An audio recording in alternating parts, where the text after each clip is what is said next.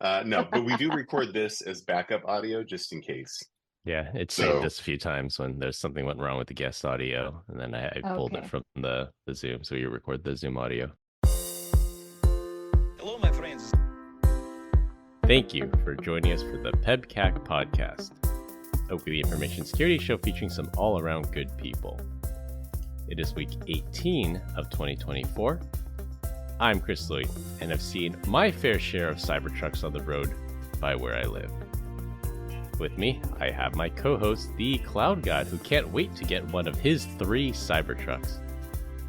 you know you're outing me on my buying obsession, but the only reason why I have 3 for everyone listening is the night that they did the announcement, I was trying to make my reservation, and the website kept crapping out. And so I woke up the next morning with 3 reservations. So apparently they were going through, even though the response or the confirmation wasn't there. So that's all right. But I don't even know what I'm going to do with it. I don't know that I feel like I'm going to actually drive a Cybertruck. And I've only seen one in person, and it was behind me because, I like to go so fast. So there's that. Well, you can graciously give me one of your reservations, and I'm eagerly waiting for mine.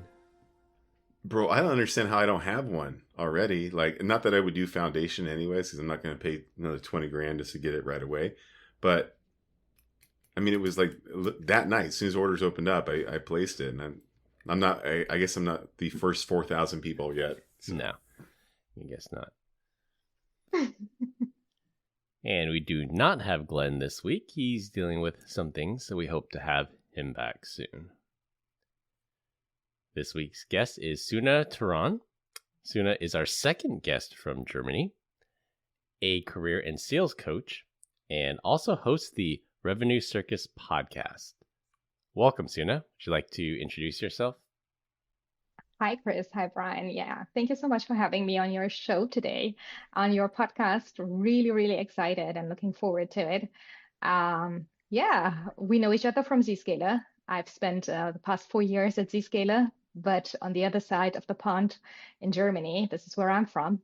And my name is Turkish, and I'm really impressed by how you pronounced my name correctly here. So kudos to you. So it's Suna, like sooner or later. It's one of my hashtags on LinkedIn too. And we can later talk about some, nice autocorrect solutions of my name, of how I'm sometimes called when I send an email and forget to check the autocorrect. But other than that, really, really happy to be on this show today with you. We're stoked to have you. When I first saw your podcast, the Revenue Circus, it reminded me of Nitro Circus. Have you ever heard of that? No, but it does sound like a great circus. Tell me more. Basically, it's just a bunch of super, adrenaline-filled dudes that like to drive motorcycles and jump them through fire and do other crazy things. So Travis I was like, Pastrana. man, yeah, I think that's his name. Yeah, pretty interesting stuff. I've never seen them in person, but I saw them back in the day on MTV. So when I listen to your podcast, there better be fire in circles. If not, I'm tuning right out. Just kidding. There's one woman on the Nitro Circus, Jolene, I think. It's not just a bunch of dudes. I was waiting for you to go into character of Dolly Parton. Jolene. Suna, do you even know that song? Of course, everybody knows, and it's super annoying. Wow. Well, my voice or the song? Because The song, your voice is Okay. wonderful. Well, thank you. I've never heard that in my entire life, so we'll take it. There's no need for flattery on the podcast. We already have you on as a guest. We can already tell you'll be back again before we know it. Trying to make you sing even more, It's one of my hobbies, so I just try to find more reasons to make the two of you sing now. Oh, geez. Sure. Combined, we have decades of information security experience and here not just to educate, but to entertain. We've got 4 awesome stories for you this week, so sit back, relax, and enjoy the show. This week, we're going to talk about a gaping vulnerability in a VPN firewall appliance, an unlikely hero in the fight against CSAM. For our third topic, TikTok gets banned, and close with the juices loose talk. For our first topic, Brian harassed me enough last week to add this topic of the show, so here goes. Researchers at Velocity found a CVSS 10 out of 10 vulnerability on the Global Protect VPN service that's run on many Palo Alto Networks firewalls. That's as far as I'm taking this one. So, Brian, why don't you take it from here? All right. So, the reason why I'm so passionate about this one is like historically when a network security device is kind of breached, right, in a negative way, it's almost always like on the management console. So usually you think about a device and you have its public interface, the internal, then you have a management interface where it's really, really locked down. Not this one, right? Like they were like, hey, let's just do a really bad idea and put a almost purposeful backdoor into the front door of our network security appliance, the literal VPN gateway, right? And if you think about, what is a VPN? A VPN is a device that's sitting out on the internet edge that is waiting for anything and everyone to come in and talk to it. And then it also has hands and eyes into pretty much every aspect of your network, which is terrifying. So this one, the exploit, not only doesn't require zero authentication, but it's just a remote code execution. So I have the ability to parse something in there and do all kinds of bad things. So that saying that I'm sure we've all heard, if it's reachable, it's breachable, now applies to VPN, right? Which is just insane. I think it's a terrible whatever. So as you dive into this, one of the mitigations around this thing was like, just turn off telemetry. Some feature basically needs to be enabled for it to respond back, and that will fix the problem. And I was following a Reddit post where some dude was on there. He's like, I was on with tax support from Palo Alto, and she said that turning off telemetry probably doesn't fix the problem. And one of the first comments was very dismissive, right? He was like, yeah, man, she's stupid. She doesn't know what he's talking about. And I'm just like, man, like, way to go, man. Like this bad advice, and you're putting down a woman on top of it. Like, just 2 for 2, just, doubling down on really bad ideas here. And so then a couple days later, I think it was confirmed that even if you turn off telemetry, it didn't fix the problem. So that is correct. Yeah. And so then, we fast forward a little bit more, customers are doing one of two things. Either we patch it or we look for an alternative way, right? And I've had the pleasure of talking to a lot of customers that are like, they're kind of fed up. And what I've heard from them is that like there's essentially like tax support from Palo Alto is like overwhelmed. And they have like a war room going on because like if you're breached, right? Like if someone comes in, that's just part one of the playbook. You really don't understand who the adversary is and what else they're doing, right? It's not really all that predictable. So trying to figure out what that is going on right there is like a WTF moment. Like it is super painful. Like trying to figure out where do they go? What else do they do? In some cases, it takes hours or days, maybe even weeks, right? To figure out exactly what's going on. And if you think about it from an adversary, once you're in a network, once you've breached it, right? Especially something's high visibility as this, it will get patched at some point in time. So what do you got? What else do you do? Well, number 2 is you have to establish multiple beachheads because if they close that front door, you need to figure out a different way to get in, right? And then you're going to start, the persistence. Then you have to, establish those multiple beachheads.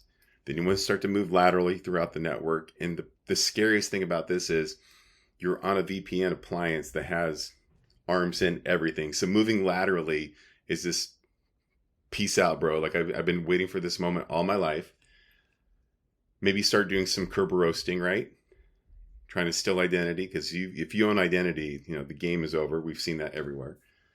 Find some data, you exfil that data, and then you extort the customer. So I've heard, and I can't confirm, but I think people are starting to go down the route of I think it was Barracuda method, which is, how about we just throw it away and just buy a whole new one?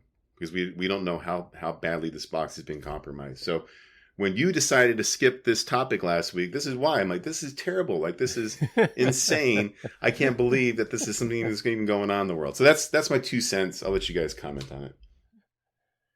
Well, when I read it, I said, another VPN breach, another day, another problem. It's like, all right, next. What's more interesting? That's the reason I skipped, because literally every week you see other vendors getting breached. There's one about Cisco ASA 0 days. That's this week. Do you want to talk about that next week, Brian? Or are you going to harass me to talk about ASA firewalls next week? So it's just I can't tell you the last time I talked to anybody that has an ASA firewall. That's why I think Palo Alto's got like an install base of like 100,000 people. 100,000. Like yeah.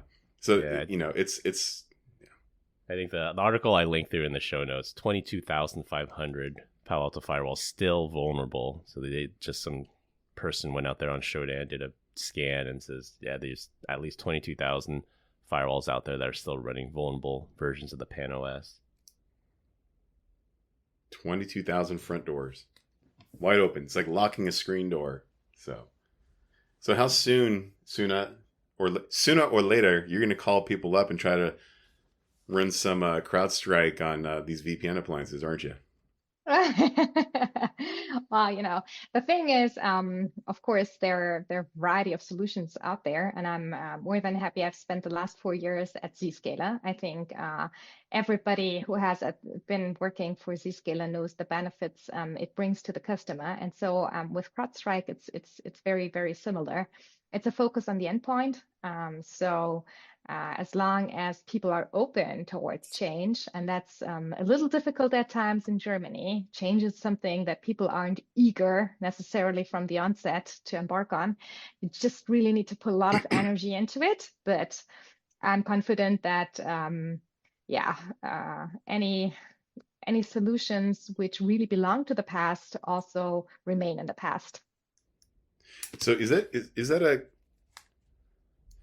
that a cultural thing? Because I look at the US and how people jump from job to job and all that good stuff. And I was in Australia, and every customer I visited was like really, really long-term tenured employees. They've been there for 15, 20 years.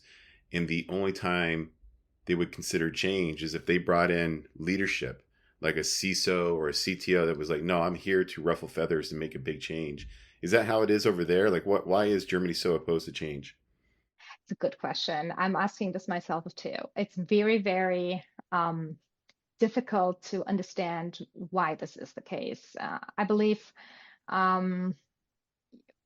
you're absolutely right. We need normally the right type of leadership in these customer accounts, in these big enterprises, which realize that the future is kind of the cloud, right? And then scalable solutions, and not sticking to things which used to be right. Nobody's saying they weren't.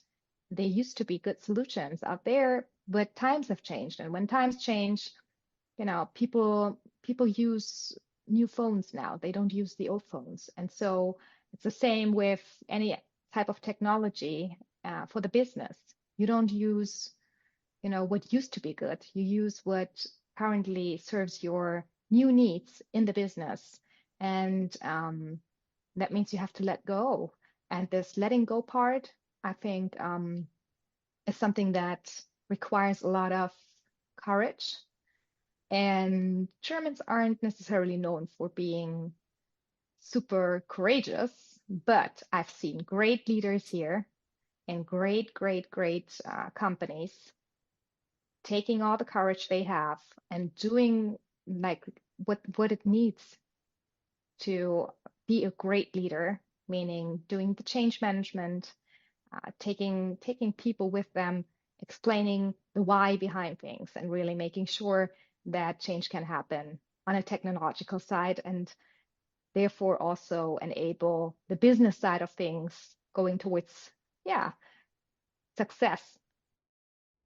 Right on. Yeah, I always tell customers, like, and this only works in the US, right? Like, not all change is bad. If it wasn't for change, like, you'd still be ruled by the king of England, right? By like, crown. So that was one that kind of worked out.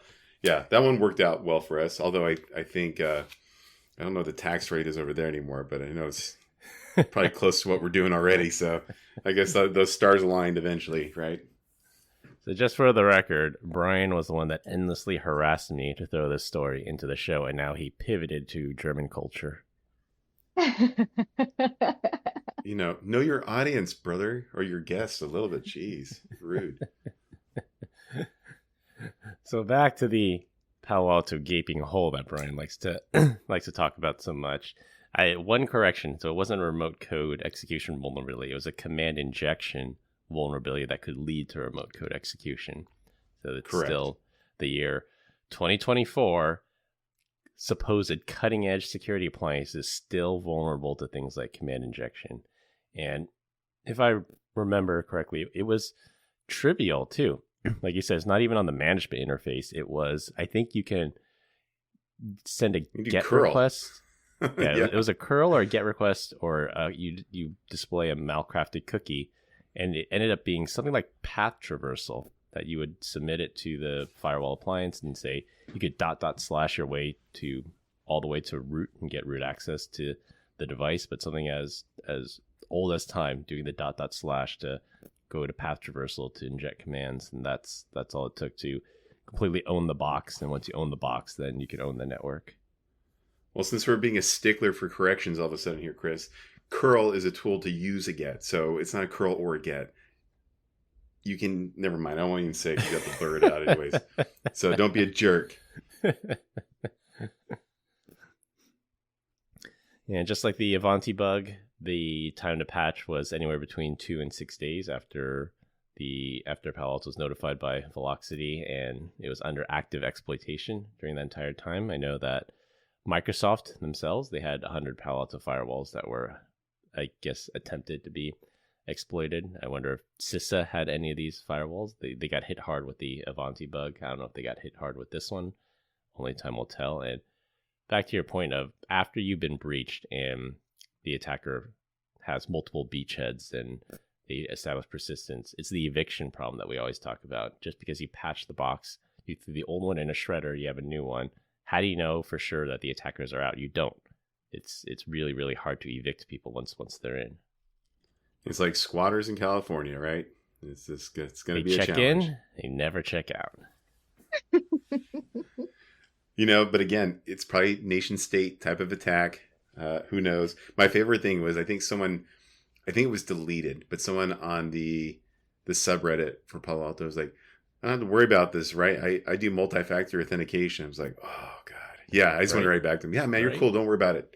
Just you're good. You're good. You obviously read the CVE. You understand exactly what's going on right here. Have a great time. No need to call in Mandy. You.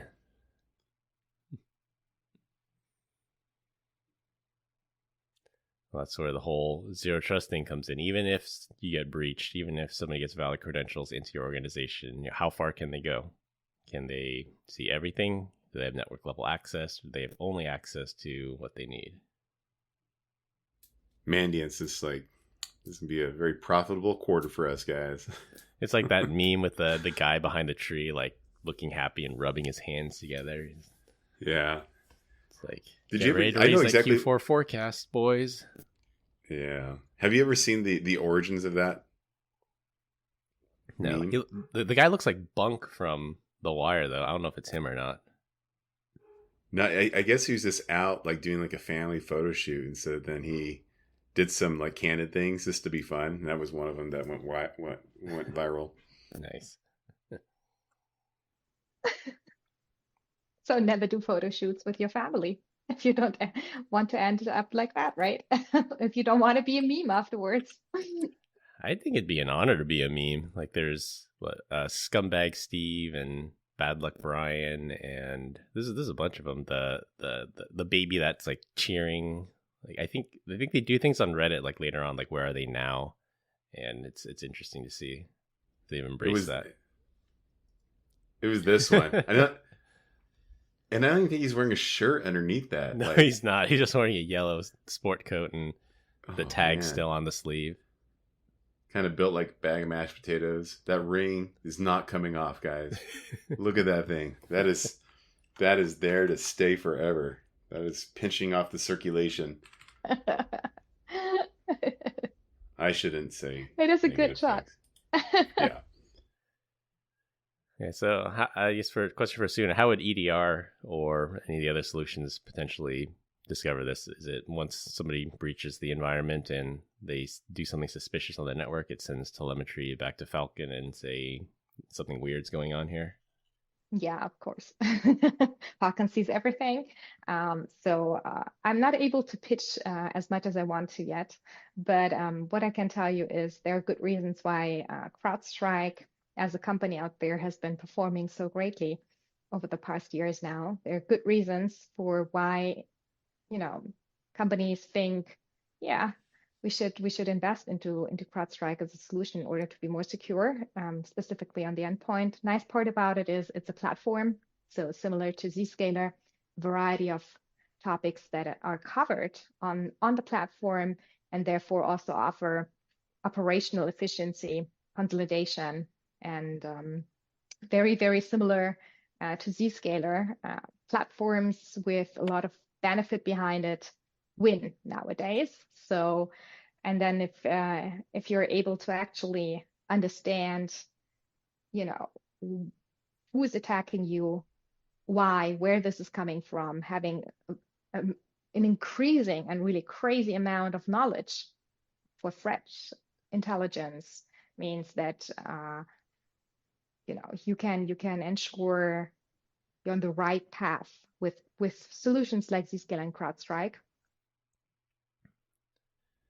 Agreed. I think this one is a little bit different than, say, the Ivanti or the Fortinet bugs that we've seen, or the Cisco bugs, especially in the past. And time will tell if my thesis is right or wrong, but Palo Alto is a security vendor, so they have this VPN component of it, but they also have a threat prevention piece of it too. And I think one of the mitigations, Palo Alto said, turn on this specific threat ID, and then that can tell if your firewall got popped or not, and if you have vulnerable devices in your environment. But to see whether or not, since they claim to be a security company, if even though they got breached through these appliances, if the security features on their firewalls was able to stop anything, stop potential lateral east-west movement with their firewalls. And I think some of the reports that come out for the breaches that we'll see in the next few months might say whether or not that was the case. But I know for sure, like Ivanti, we're seeing people getting breached left and right because of it. The good part about CrowdStrike is we don't only have the motto of we stop breaches, but we actually really do. So that's good about CrowdStrike, to be honest. So yeah, it's super cool being on this side and talking to you as former colleagues here. I mean, we are anyways a joint good solution out there. So yeah. I agree with you. I recorded a video on the partnership just the other day. It's in post edit right now. Hey, but I will say, out of the three companies that we're talking about right now, well, at least, Palo Alto, CrowdStrike, and Zscaler, only one of the companies has been featured on a Super Bowl commercial. So there's that. Who's the real scared company? Oh, that was awful. But, all right, the last thing I'll say about this, the good thing about having a gaping hole in this security product is that we get to throw lots of shade at our friend Todd over there, which is hilarious to see in our group chats. Poor Todd. We love you, though. He'll never hear this conversation because he's probably too busy patching stuff for customers. It's true. I have no idea if that's true. Anyways. All right, for our second topic in a story where you can't really be mad at the bad guys here. Like, really, who are the bad guys? Well, a malware developing is targeting child exploiters into a honey trap in order to extort them.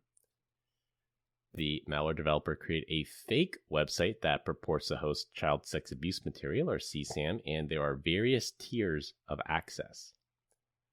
The fake website gives these child predators an option to pay monthly, pay yearly, or there's a free option if you download and install their special VPN software to access the website anonymously and securely. I think you can see where this is going. After the predator downloads and installs the quote free VPN software, the executable runs a PowerShell script that changes the computer's background to display a message that the VPN is fake software, surprise, surprise. And unless they send $500 worth of Bitcoin to a specified address, the malware developer will publish the predator's information and contact their friends and family. The malware author even named the script Pedo Ransom. At the time of recording, the Bitcoin address has only collected $84. Nice try, but again, you can't be too mad at the attempted extortion. So if I'm Zscaler or CrowdStrike or Microsoft or VirusTotal, I'm gonna be like, "Hey guys, this is benign. We're not gonna worry about it. We'll just let this one go through." We'll let this go this time. Yeah, this is one of those good ones. And in fact, if I was actually the person that created this, free VPN software, I think not only would I take their money, I would still out them. I'd just be like, "No, thanks for your $500. You're going to prison, buddy. Have a good old time." Yeah. I think it's great, but I would love to see this more efficiently, to be honest. I think we need this. We need more people actually doing something against this whole, pedo. You call it pedo ransom here as a script, which is nice, but it could be even in more than that. There's so much going on online that you rather wouldn't like to see. So let's hope that we can use these types of viruses, attacks, hackers for the good in the future. I really, really like this, though, that you're sharing this here. Really, really cool. Thank you. I think the person should have taken a step further, like take the open source lockbit code and then just use it to ransom the person's computer and then just throw away the key. Like that would not be a bad thing if their computer died. Can you imagine if it was like a shared computer at your house? You got the pedo ransom on it. Yeah, you're just like, man, I'm going to have to blame one of the kids. But here's what I don't understand. If it's $500 to get out of, this pedo jail, then was someone just making payments? They're like, "Listen, I don't got enough money. I don't got the full 500, but I got $84. $10 a month for the next 50 months. Or do you think they negotiated with them? Like, dude, I don't got that kind of money. Yeah. I'm obviously a pervert. Best I can do is $84. Yeah, it's an interesting one. Again, they're doing the Lord's work. I'm down for this. And as soon as said, there's a lot of terrible stuff that's out there. If we want to call this pedo ransomware, I think it's more like pedo cleansing, right? I don't know what else to say about this. This is a good thing, Brian. right? I got a lot of heat by using that word. Did you really? I really hope that they only got $84 because they changed. They really made sure that they got the addresses and the names of these people and sent them over to the right people to take care of them, if you get what I mean. So I hope that any dollar that's on that account is actually not coming from somebody who spent their money in order to get freed, but that they were actually found. So, continue the fight. Yeah, maybe it was a test transaction. They wanted to make sure they got it before they sent the full amount. But $84, yeah, no, not a huge money-making man. People like this would be like really paranoid of free stuff, but maybe they just really want that kind of material. I have no idea. But what we really need is, I guarantee you, there's people that are probably in countries where you probably don't get in as much trouble with this stuff, I would assume. Because don't they normally host some of these things like in the Philippines or in APAC somewhere? Yeah, probably countries that don't enforce the law or law enforcement can be easily persuaded with money. Maybe those kinds of countries. Maybe that's what I'll do when I retire. This would be the pedo goon squad. Let's go around beating up people in foreign countries for doing bad crap. Although, there was a story, so part of the Traces in the Dark story by Andy Greenberg, and on the Darknet Diaries podcast, there's a website, Welcome to Video. It's down now, so you don't have any fear of encountering that material. But the website was called Welcome to Video, and essentially it was a long story short. The guy hosting it was in South Korea. It was literally a desktop computer that had like 50 hard drives attached to it, and just like had all this CSAM material on it. And then there was some crazy loophole in South Korean law, since this guy like never actually did anything, or he wasn't the actual pedophile. Like he got off really, really light and just set off like a firestorm in South Korea that says we need to reform these laws. This guy did a lot of bad in the world, and he is not getting justice, his due justice. So South Korea, unsuspectingly or surprisingly, is a supposed safe haven if you store this kind of material there. Let's bomb it. I'm just kidding. There's a lot of good people there, though, too. I don't know. In complex problems, this is a great start. I think any security company should just look the other way. Yeah, I'm sure I'll get in trouble for saying that, but whatever. Unpopular opinion, but popular with some. Let's say we're like having like an internal meeting at Zscaler. I'm like, yeah, we should just let this, no signatures for this one. Let's just let it go through. If anyone was like, no, we got to block it. Like, can I see the contents of your hard drive, please? I'm like, that is a giant red flag. I don't know Hand about over you. your laptop right now. Why are you on this side of the fence when we're all over here on this side of the fence? I don't get it. Yeah, I've always wondered, because we're a security company and we block malware, but there are some pieces of malware, I'm thinking of like Stuxnet, that are used by our intelligence agencies. So I wonder, and I don't know the answer to this, I honestly don't. I wonder if we ever get letters from intelligence agencies that says, hey, we have this targeted operation for this particular individual using this particular straight up malware. Don't alert them to it. Like, I know Facebook does that. Like, if somebody gets phished through Facebook, the intelligence community can send a letter to Facebook that says, don't flag this, don't block it. We're conducting an operation here. I wonder if security vendors ever get that. Well, it would be fun though, is go to like an internal thing, like maybe like a Confluence page, and sort by date and search for the word telemetry in an HTTP post to see, was there anything already there before this actually came out? That'd be interesting. You'd be like, I guess so. Like maybe the US was exploiting it. Who knows? That, or something like Pegasus. Like, the Pegasus gets a lot of heat in the news for being used against dissidents and journalists and the wrong kind of people, but Pegasus is a legitimate spy tool to stop terrorism. I wonder if we've ever gotten a request that says we're targeting this terrorist with Pegasus. This user might be a Zscaler user. Who knows? We officially sanctioned all the bad countries, but maybe they have it installed, and maybe you let this one through for this particular user. Slippery slope. What can I say? Yeah, we'll never know. All right, for our third topic, it is now officially law. ByteDance must divest TikTok or face a ban here in the US. So ByteDance said on their own media platform that they are not exploring a sale right now. All those rumors are untrue, and they will be fighting this ban in court. Really, no surprise there. ByteDance has about 9 months to comply or face a potential ban here in the US. I'm sure it'll get challenged in court and the date will get pushed out. And the bill to ban TikTok here was tied to aid to Ukraine, so it was under a lot of pressure to get passed and signed into law. I think this one has been proposed for a long time. The former administration really pushed it. That was almost 4 years ago.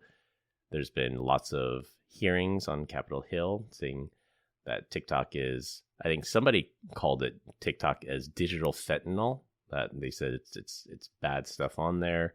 They're trying to sway people and change people's opinions and push certain narratives.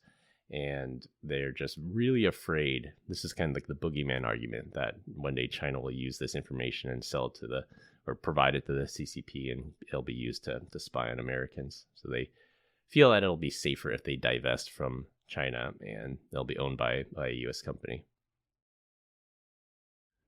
I think the funniest part of this entire thing is, as you said, the previous administration wanted to ban TikTok, right? Yeah. Okay. Now that Biden put this into place, what are the Trumpers doing right now? This is an invasion of freedom of speech. I was like, you guys, if Trump had signed this, you would have been 100% on board and be like, yeah, F TikTok and their stupid dances, right? But just because the other guy you don't like decided that he wants to block it, right? Everyone's throwing it up in arms. But in the same breath, right? They're not wrong, right? It is kind of an impediment on freedom of speech. And we are kind of acting like China by doing that, which I don't know. Like, I think it should be, I don't like TikTok at all. And so I just block it at my house, right? And I think I should have the freedom of either permitting it or denying it. I don't want government telling me what can and cannot be enabled in my house. So I am a little bit of a freedom of speech absolutist, right? It's a parents' rights issue. Yeah. So I don't like this. As much as I don't like TikTok and I think it's stupid, I don't think that the government needs to get in between it and quill the fox here. I don't want to out Suna here, but I will say that she is younger than Brian and and she is probably more of the TikTok generation. That I grew up in the Facebook generation because I joined Facebook when it was only universities, and I was in university at the time, so I would consider myself the Facebook generation. But based on what I believe Suna's age to be, she is probably in the TikTok generation. So I'd like to get her thoughts on this one. I'm in the Instagram generation. Okay, yeah, that's fair too. Yeah, Chris is hoping that you're going to do the renegade for us right now. No, listen. I mean, there were some rumors that TikTok was spying into your, I don't know, phone and could hear you and see you and whatever. So that was the time when I was like, okay, I rather deinstall the app. So to be honest, I've never really used it. It might come with me being in the security side of things here, from a tech sphere and not maybe age related. I do see though there are a lot of startups, young companies, entrepreneurs using TikTok. So after all, it's a vehicle for them to make money, and so is Instagram. So is for some Facebook, whereas Facebook is kind of slowly dying, I think. Not because it's not something that people like to use. It's just they're just it's a different type of communication that has kind of taken over, and it's the shorter form of videos and photos and very quick likes and less text and so on. So TikTok, if it let's say if it remains a really powerful tool for people to make money, you got to think about how to deal with it, right? Because at the end of the day, it's also a restriction of a means to kind of fuel the economy out there. And in these days, with inflation and so on and so forth, what do you want to do? Do you want to ban it completely? Or do you want to provide an alternative, or what? I mean, it's a very, very difficult discussion, I think. It is, and I see the argument of excuse me. It's a really difficult argument, and I see a point of view that says I make a living out this. There are people, and it really, really upsets me when somebody says I'm an influencer. I'm like, okay, so you're famous for being famous. You do nothing. You contribute nothing to society, but you're still somehow able to make a living. So your marginalized personality. That role, and to think that universities are offering courses now on how to be an influencer, like, oh, okay, this is how the country ends up going down the toilet is things like this. So you have underwater basket weaving, you have influencer courses in universities now. Reality, it's the way it is. I mean, it is, and you can call me an old fogey and say I'm not changing with the times, but it's like, learn to code, pick up a pickaxe and go mine coal. Like, we fixed the black lung problem. Yeah. See, I'm not against influencers. I'm actually admiring the fact that people who probably weren't able to make money before, like a lot of, I don't know, parents who have to stay at home maybe, are able to kind of make a living through these channels. Learn to code. There's some... Learn to code. Learn to code. I know, I get it. But maybe not everybody's into coding, I mean, some people are happier to kind of, I don't know, take videos of their daily dramas, chaos, whatever. Yeah, and that's fair. Like, I wholeheartedly support entrepreneurs. So if you want to take your clothes off and get people to pay you for it, more power to you. Or film your kids or do home improvement videos. Yeah, like, if you're helping people, I can't be too mad at that. But I just hate that term influencer. I mean, technically, we're influencers because we're on a podcast, right? I mean, yeah. But we have We're day just not jobs, Brian. monetized. Yeah. Because you It's don't our know how to side promote. Yeah. Well, all right, so I don't know that we can say that Facebook is dying. Well, at least not Meta, right? Because they got almost 4 billion people using their stuff. But I was astounded to see that TikTok's got 1 billion. That's insane. But out of Because they that have billion, China. how many do you... Like, we don't have, none of the U.S. companies can get access to China. If you have access to China, that's potentially 1.3 billion customers there. Well, in that case, that's a miss on their part. But going back to monetization and getting paid and being an influencer, of the billion, how many people there actually make enough to live off of? I bet you it's got to be a really, really small fraction. 1/10 of 1%, I would say. It's Which really, really small. is 1,000 people. Why are you asking the 10,000? Asian guy to do math, Brian? You're Asian? Hey, you're Mexican, dude. This is crazy. Yeah. Diving into a little bit deeper into the bill passed, and everybody called it the TikTok ban because they wrote the language in that TikTok is the only one that's really affected by this bill. But if you dive in a little bit deeper, like some people think that this could be, a Patriot Act 2.0 because there's something called threat inflation. So they're saying that, oh yeah, China's going to sell your data. They're going to try to swing our elections, and we're potentially giving the government, we gave the government new powers that could potentially be abused because the letter of the law doesn't say by name. It doesn't say we're going to ban TikTok. It says we're going to ban, quote, foreign adversary controlled applications. And that includes China, Russia, Iran, and North Korea. And they left it very vague and open-ended on what a controlled application is by one of these countries, like China or Russia. If Elon Musk has factories in China, he has lots of business in China, could the government then make the argument that says Elon Musk is controlled by a foreign adversary because he has interest in China, and then ban X here in the U.S.? That leaves it a little bit open. So I think it was a little bit vague in how they did it. And I think that's the part we're going to have to keep an eye on to see if they potentially start abusing this law to ban things they don't like X now.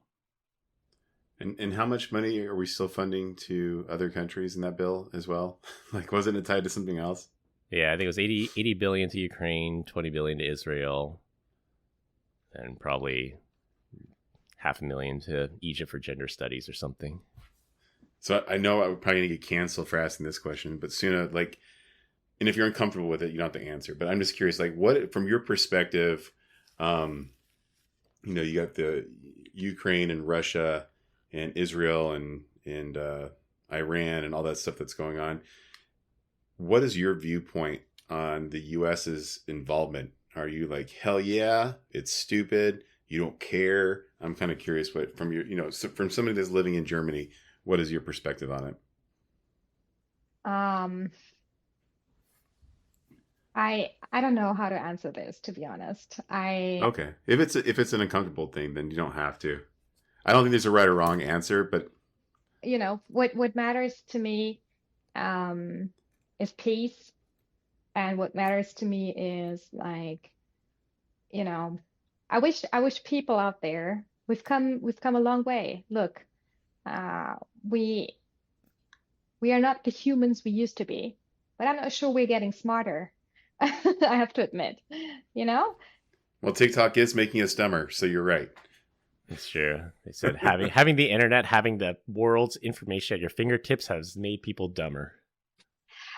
I think it's how we choose to be comfortable with where we are in our societies, and then you can't really, what's missing is people maybe realizing, hey, we don't have to do X, Y, Z. We don't have to, I don't know, negate that there is something going on in the world out there with the climate. Okay, whether you want to call it climate change or not doesn't matter, but there's something going on. Okay, and maybe, this is just an example. There's a lot of people who could benefit from opening their minds and eyes and I believe there's a lot that needs yet to be done. And then with artificial intelligence, I read this this meme once saying, I mean, it's great that we're, investing into artificial intelligence, but maybe we should, invest also into real intelligence. And I mean, it's a negative view a little on people, and there are a lot of intelligent people out there, and it remains on everybody themselves to define and decide what is intelligence. But I wish we had more of I don't know, leaning towards each other as humans and coming together and thinking about how shall our future look like. And how can we actually make it nice and livable all together on this planet as long as this planet still exists and we are on it? I don't know. It's a very, very non-security tech related thought I have here, but it's something that I wanted to just share with you because I think it is important to anybody out there. And with all the wars going on, it's something we shouldn't forget. We're all humans. We definitely are all humans, and already this is why you're a great guest, right? This is the kind of perspective and thoughts that we need to have coming from other people than me, Chris and Glenn, to be honest with you. So I appreciate your transparency on that and thoughtful response.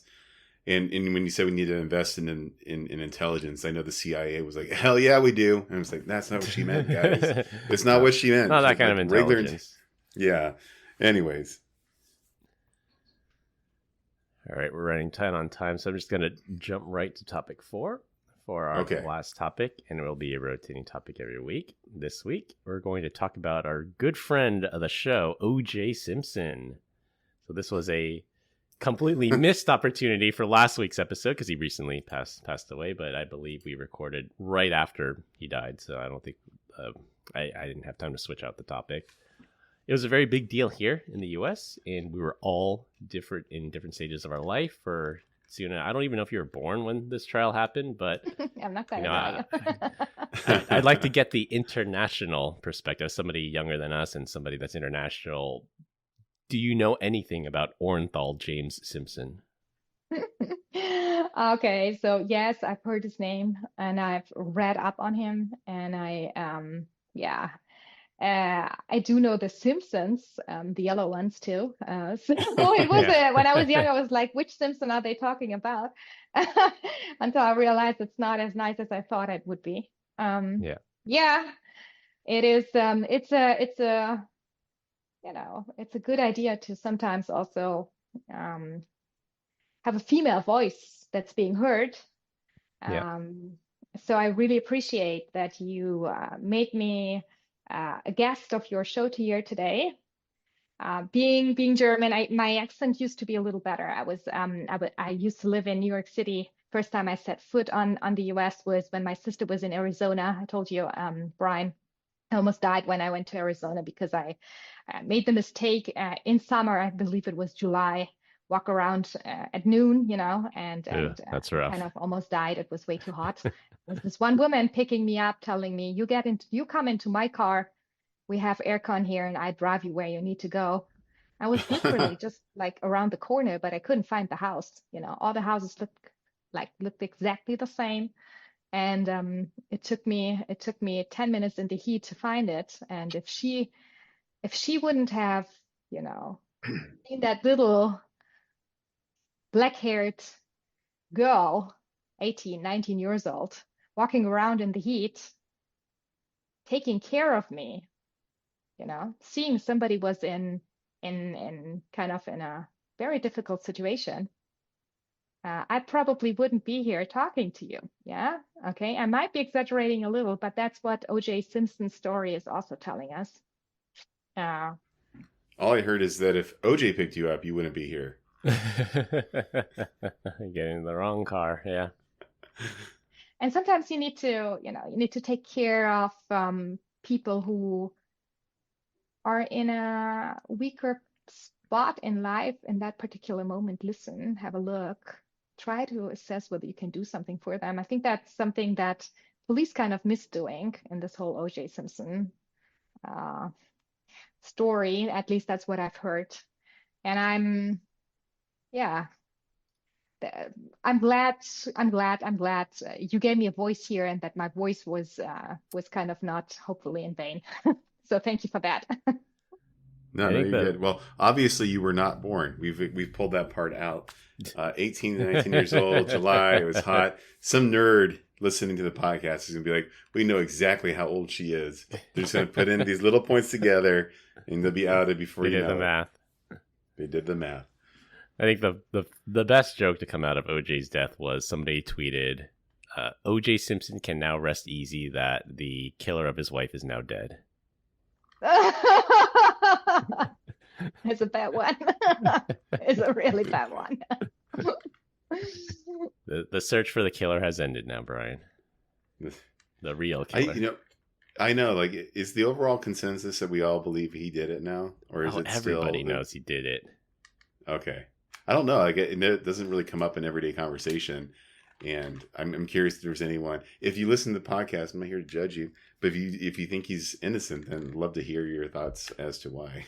They even interviewed. I can't remember if it was recent after the death or if it was within the last few years, but they actually interviewed jurors that acquitted him in the criminal trial, and they said, "Yeah, we got the verdict wrong." It was to put some backdrop to the story. The O.J. Simpson trial happened right after the Rodney King acquittal. So for those of you who are too young to remember this at the time, there were 4 LAPD officers filmed beating Rodney King after he led them on a high-speed chase. The officers went on trial for excessive force. They were all acquitted. The 4 cops were white, Rodney King is black. And that sparked the LA riots, one of the largest riots ever here in the U.S. Probably last century. There were plenty of riots this century that were probably bigger. And some of the jurors said they were angry that those 4 white cops were acquitted, so that the fact that they acquitted O.J. Simpson was kind of like a middle finger and F you to the LAPD, the LA justice system. And some of the jurors actually admitted to doing that. So even some of the jurors said they got the verdict wrong. He should have been found guilty. I forgot about that. That's crazy. Didn't Rodney King pull someone out of the truck and hit him with a brick? No, that's I know who you're talking about.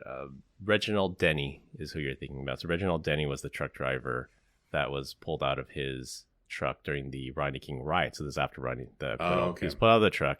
4 guys were like beating him to death. They charged the people with attempted murder for nearly beating this white truck driver to death. And the reason the person or people got off and were found not guilty was because the charge was attempted murder. And then they caught this guy on video, like throwing a brick at someone's head and then like smiling after. It's like, you clearly wouldn't smile if you were trying to kill somebody. That's not attempted murder. And then they got acquitted for that. So Reginald Denny, look it up. It's an interesting case too. So Chris, you're not selling Suna on another U.S. visit at all with all this conversation. She's like, this place sounds crazy. I'll just say there's certain cities to avoid if you come back to the U.S. If you ever come to visit. I'm a fan of the U.S. And if you ever come to Germany or Europe in general, be my guest. Let me know, and I'll show you around. There are a lot of nice places on Earth. Not every place is nice, yes, but most of them are. Yeah, and I think it was also reflected in the trial, because the criminal trial lasted 11 months. So 11 months worth of it, almost a year. The jurors spent a year of their life doing this, and they came back with a verdict in 4 hours. So 4 hours. Nobody expected it to be that quick. They expected it to be days, weeks. 4 hours. They only took 4 hours to acquit this guy. All right. Well, we continue to get great comments about our dad joke of the week. Dad joke of the week. This week, our guest Suna is up. What? I'm supposed to tell a dad joke? Oh my God. I had no clue. But I can tell you something that I promised you in the beginning I would tell, and it's my the autocorrect of my name, right? So Suna Turhan is a very, very wonderful Turkish name, but sometimes the autocorrect makes me send emails with, hey, thank you for your email, and I have a nice weekend. Best sauna Torban. Like sauna, Sauna when you go into the sauna. Exactly. That's my dad joke here. Yeah, you That's gotta all train. I can contribute to make you laugh, and I'm glad it made you laugh. Thank you so much again for having Yeah, making She's got me to go. yeah. a Thank you, guest of Suna. your show. They're kicking me out of this room here, Oh unfortunately. yeah, no So worries. Thanks for joining. appreciate it highly, Yeah, and I'll yeah, yeah. I You look could. forward to staying in touch. All right, to wrap things up, a 10 out of 10 vulnerability was exploited and eventually patched in Palo Alto firewalls. The enemy of my enemy is my friend. TikTok might be banned in the US soon. And the juice is loose. That's all I have for this week. We hope you enjoyed this week's episode. You can find us all on LinkedIn. Links will be in the description. Follow us on Instagram at PEBCAK Podcast. Thank you to all our listeners and subscribers who raised 5 stars in the iTunes Store and Spotify and left us a review. We appreciate you all spreading the word to help grow the show. The best way to find us is to search for the PEBCAK Podcast on your favorite podcast listening app. My co-host Brian Deitch and our guest Suna Tehran. I'm Chris Louie. Thanks for listening. We'll see you all next week, and as always, have a nice day. Bye, Felicia. Have a nice day.